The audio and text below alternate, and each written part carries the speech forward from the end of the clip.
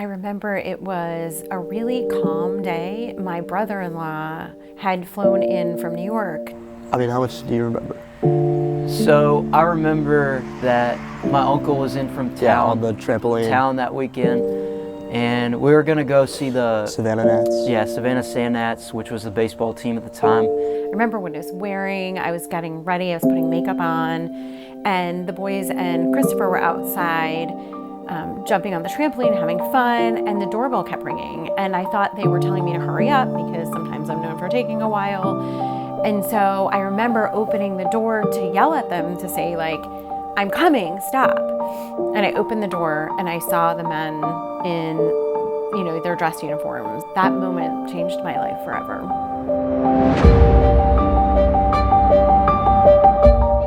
My mom just kind of burst out in tears. I remember my uncle, we're all jumping, he stops what he's doing, he jumps out the trampoline and sprints to our front yard. And my mom was standing there just kind of going through it, and she just yells at me and my brother, go to your neighbor's house. I knew something was off at that point. Something wasn't normal. You can kind of feel the energy in the air. Eventually the news broke out, and it hits you in a different way, because you don't know how to feel about it.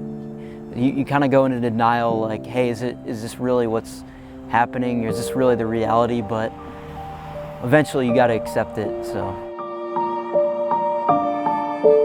My father's name is Brent Taylor. He was a major in the Utah National Guard, and he was killed in action November 3rd, 2018, when he was on his 4th deployment overseas. I was 13 years old.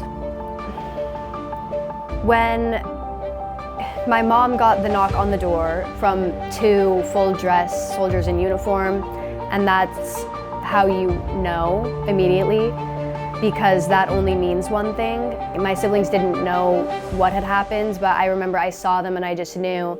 And I looked at my mom, and I don't really remember this, but she's told me that I just said, "Mom, no."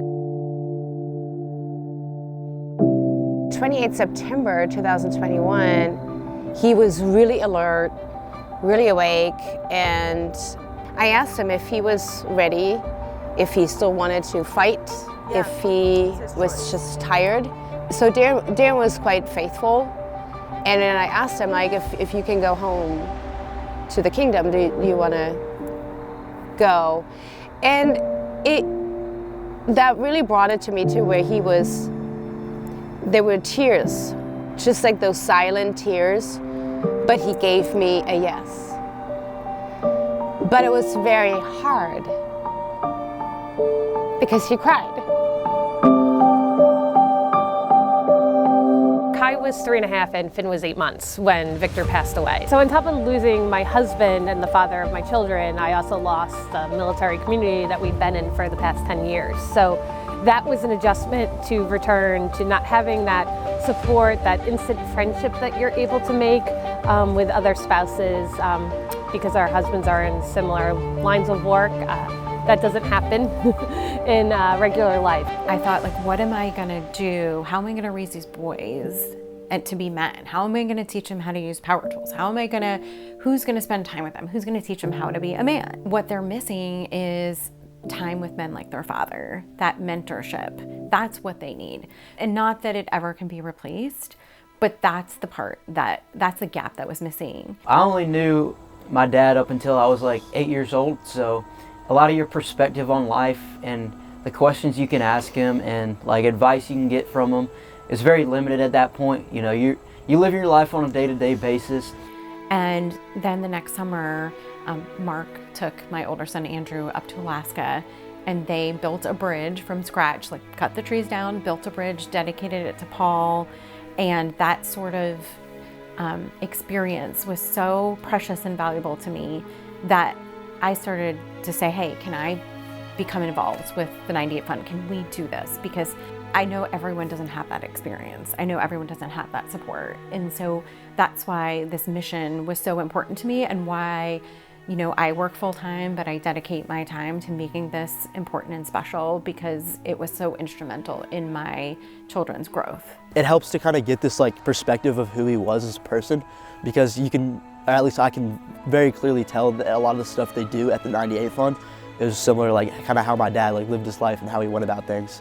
And a lot of those guys are, from what I know, pretty similar to him. And it makes me feel so proud to just know that that's the kind of person my dad was. When I heard Alaska, I just thought mountains, outdoor, glaciers, and I got all of those things and more. So I went with my younger brother Lincoln, and it was a lot of fun to go together and just bond through shared experiences of just being in the wilderness, being in Alaska, and then bonding with all of the great people in our group. So it was really cool to see that we started from nothing at the beginning, and then at the end of the week we were completing the ropes course that we did, and we made it ourselves, and we saw that it worked, and it was fun, and we had a great time, and that was all because of our hard work. It was really cool. They had their own space, and it was like very special because you were with other people who knew what you had been through, what you had experienced. I thought I was gonna have like a little fun, but no, I've had like a ton of fun there.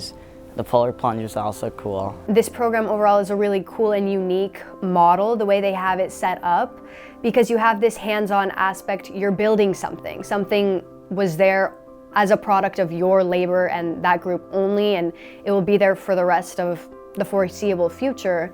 But then there's also the emotional aspect where you do share your experiences, share your struggles. And I think that that duality is really cool, and just being outdoors and going on a crazy hike up an insane mountain, just really, it bonds you to these people, and it can really be quite healing. It was a weekend of incredible growth, and I think culminating in the Gold Star Peak hike with the challenges and the 3 stages of the hike, I think really helped with the 3 stages of grief. Because initially you're just going through it, then you get to kind of like more of a plateau, and it's hard but not as hard, and then you finally reach the top and you see all the beauty of the life that was lived and what you're still creating. And it was just a very powerful experience to do that in Alaska, and there's nothing quite like Alaska. The freedom that is there, the beauty of it is just, it's just a very special place. You realize that you're not alone, and there are so many people who, you're a part of a new community,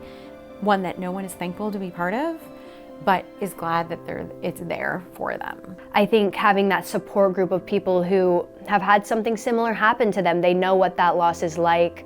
They know what it's like even to just send a parent to war, to wave them goodbye as they're going on that plane and not knowing what's going to happen, and then having that worst fear that's always in the back of your mind come true.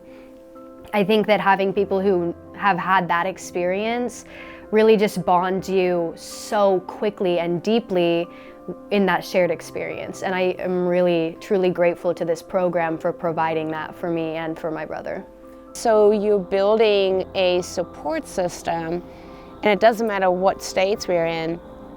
We're literally, if somebody needs help or just needs to vent, talk, even if it's just by text, somebody will answer. And we are connected for life in a way. It's really great to know that you kind of have like a community of support. There's not like just 1 or 2 people I can reach out for career advice if I was gonna need it. There's a multitude of people. And that really instills a sense of comfort in me, and knowing that I can still try to figure out my way even though I don't have like my father here.